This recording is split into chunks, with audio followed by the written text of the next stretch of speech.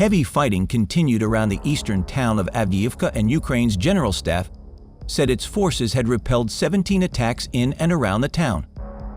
Russian invading forces are continuing to attack the main city of Avdiivka in eastern Ukraine, the Ukrainian military said on November 4, a day after the city's mayor claimed that Moscow intended to seize its sprawling coke factory. The ongoing fighting along the front lines in southern and eastern Ukraine comes as Ukrainian President Volodymyr Zelensky appointed Colonel Serhiy Lupanchuk as commander of Ukraine's Special Forces, a unit known for conducting military operations in Russian-held territory. Lupanchuk replaces Major General Viktor Horenko, who said he had not been told the reason for his replacement. The Ukrainian military also reported that Ukrainian forces had repulsed 10 attacks around Kupiansk, a northeastern city first captured by Russia, but recaptured by Ukrainian forces in a rapid offensive late last year.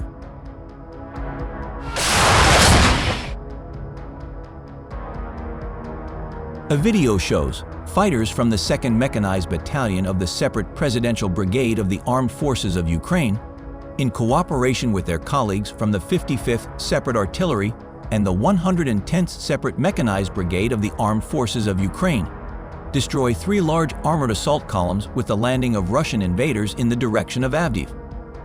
The press service of the Presidential Brigade announced this today on its page on the social network Facebook, publishing the relevant video, edited from footage taken by unmanned aerial vehicles, whose operators adjusted their fire at the enemy. The video is long, showing at least 3 major enemy attacks, the second of which we already talked about. In the other 2, our defenders destroyed and damaged a dozen tanks and armored fighting vehicles.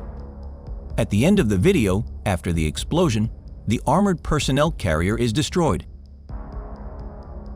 The Russian military is focusing on the eastern regions of Donetsk and Luhansk after abandoning its initial goal of capturing Kyiv in the early days of a full-scale invasion in February 2022. Russian forces captured Bakhmut in May after months of fighting, and since mid-October have focused their attacks on Avdiivka, a potential gateway to Donetsk, which has been held by Russian forces and their proxies since 2014. Vitaly Barabash, the mayor of Avdiivka, told Ukrainian TV on November 3 that intercepts of audio transmissions show that Moscow was now trying to secure the city's giant coke plant.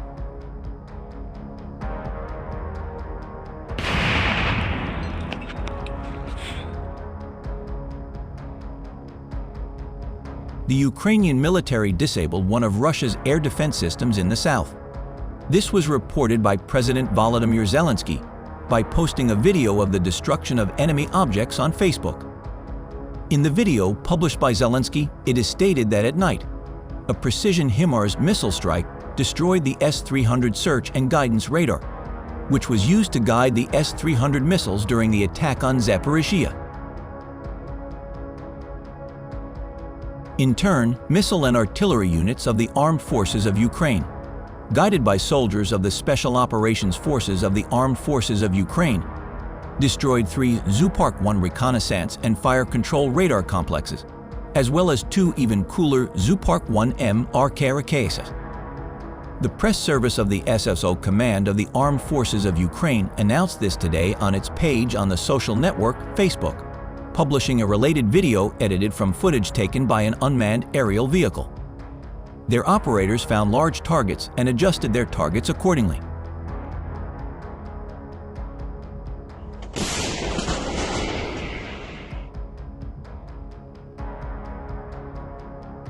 On the other hand, to weaken Russia's offensive capabilities, which could be deployed elsewhere, Ukrainian forces held Bakhmut as long as possible for months, even if it meant paying a heavy price. Among the units bearing the brunt of the relentless Russian assault on Bakhmut was the 93rd Separate Mechanized Brigade, renowned among soldiers as a unit frequently deployed to the worst places in the war to fill in the gaps.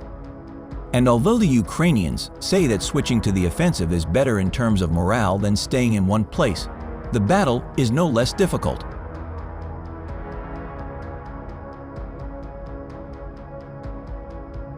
Some Ukrainian artillery units said they were critically low on ammunition, especially mortar bombs, and said they had to conserve shells.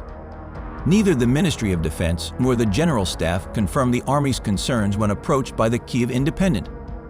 Since the start of the full-scale war, top Ukrainian officials, including President Volodymyr Zelensky, have pleaded for greater ammunition supplies from Ukraine's Western allies to be able to compete with Russia's superior artillery.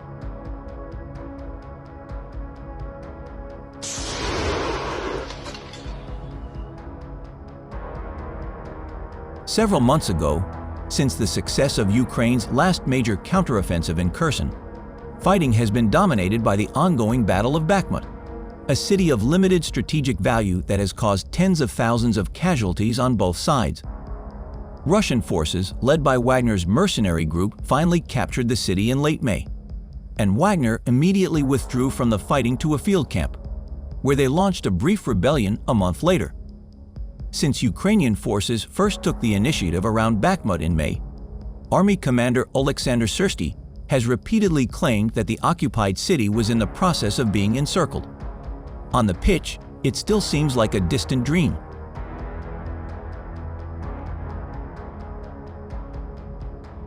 On the other hand, Russian troops succeeded in breaking through the railway line north of Avdiivka near Stepovoy and prepared to attack the Avdiivka coke factory from the north.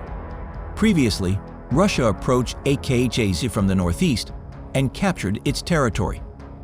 This is reported in today's report on the Russian-Ukrainian War by experts from the American Institute for the Study of War.